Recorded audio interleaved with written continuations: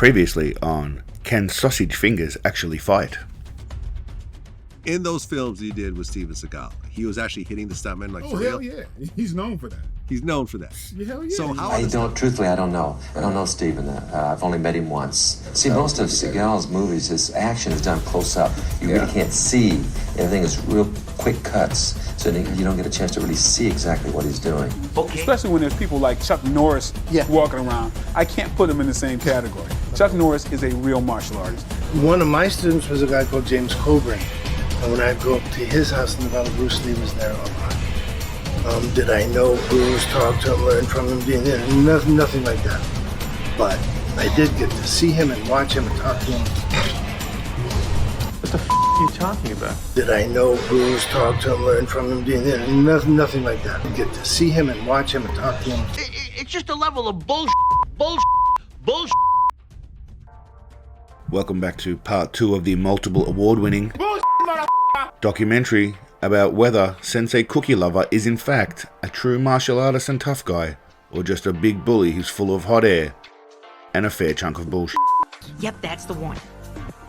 In part 1, we had a quick look at Papa Seagal's history, his dealings with stuntmen, and what other martial artists thought about the great man. In part 2, we will hear from Sensei Seagal himself regarding his martial arts brilliance, his spirituality, and a bunch of other nonsense that he uses as an attempt to make him look wise and knowledgeable. I see right through you. And, wait for it, he discusses his legacy to the world and all of his contributions to making the world a better place. Oh, this is gonna be good. Before we hop aboard the Sensei Seagal wagon, if I may take a moment to make a very important Sensei Seagal announcement. In the USA, the cookie industry is frozen with fear of a cookie apocalypse. I love the out of cookies. In Europe, there are children eagerly awaiting their upcoming birthdays. Well, I'm sorry to hear that. Because now, I will snatch every motherfucking birthday. In Asia, there are students being beaten by their parents for poor teacher feedback. I feel like I'm talking to a retarded child. If you want to help bring peace to the world, please like and subscribe so we can bring awareness to the greatness that is Lord Steven Seagal. Praise the Lord! If you also happen to enjoy ragging on Big Papa Seagal for a bit of and giggles, you've come to the right place. My fellow Seagalians and I welcome you with open arms. Come on in, friend.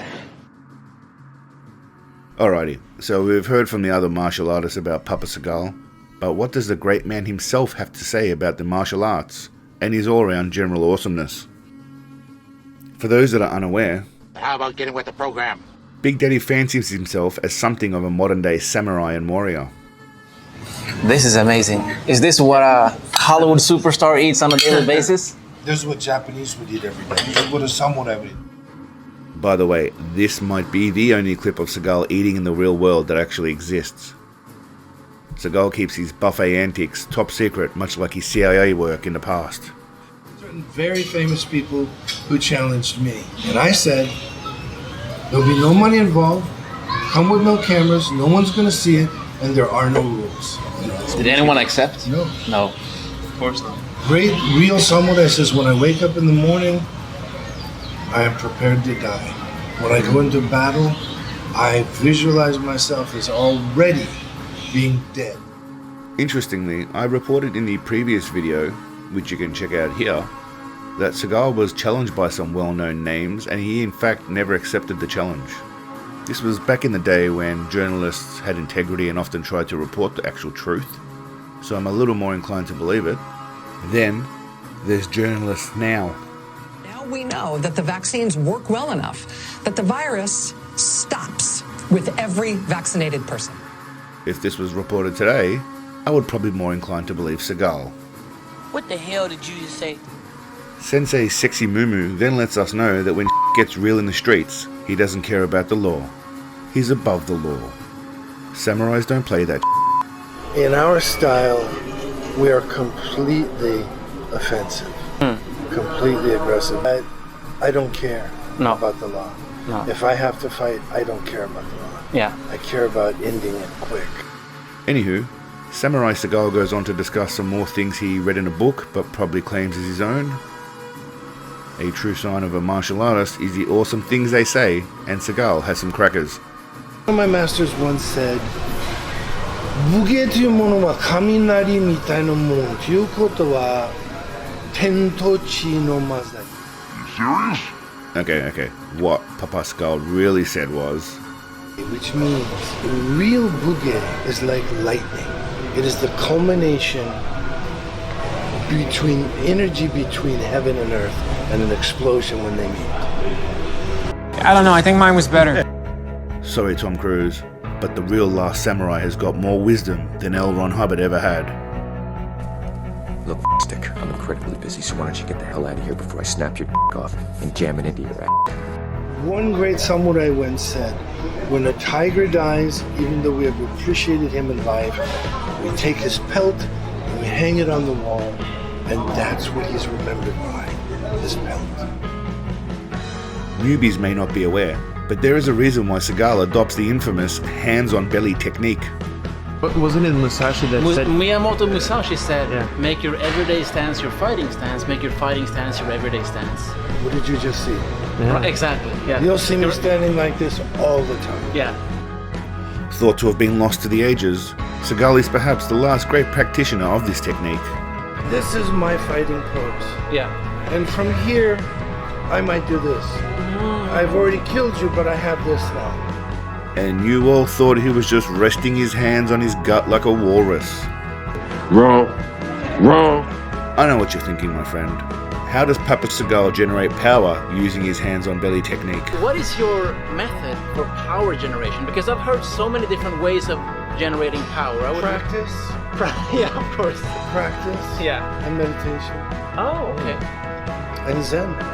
How does meditation and Zen... Zen... then we're gonna have to... Okay, yeah, let's sit down. See, kids, all it takes is practice. Here, we break it. This is snap off. And I can't move. I can move him around from here. This is good stuff. Yeah. And throwing people into ponds. There's an old Zen story of two monks that were walking across the bridge. The junior monk said to his teacher, he said, "What is the Buddha nature?" And the older monk picked him up and threw him in the water, you know. Okay, so we get the gist that Seagal is basically a martial arts god. But what does a great man think about legacy? But when a great warrior or a great samurai dies, he has a real legacy. And people who have real ethics and morals and decency, they admire the people that have technique and have history and have culture. In America, it's different. Yeah. They don't care. Because in America, you have guys like Gene LaBelle and Bob Wall, these people who every time their mouth opened, they were lying. Those guys, see, this is the sad thing about America. You can destroy someone's life, their legacy, their reputation just by making up lies. As soon as I spoke the truth about certain things that are happening in the world, a huge campaign on a secret, very top secret level was mounted. 50 people were paid to say all kinds of things about me to destroy me. I'm not going to put up.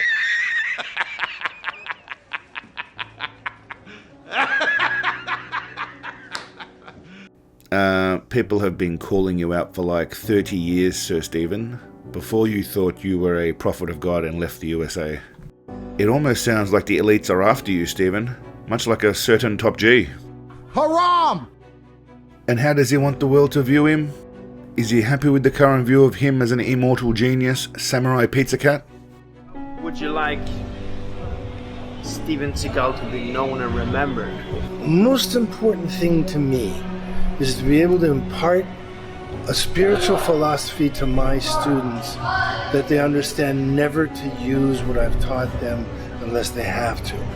But conversely, that my stuff is tremendously dangerous.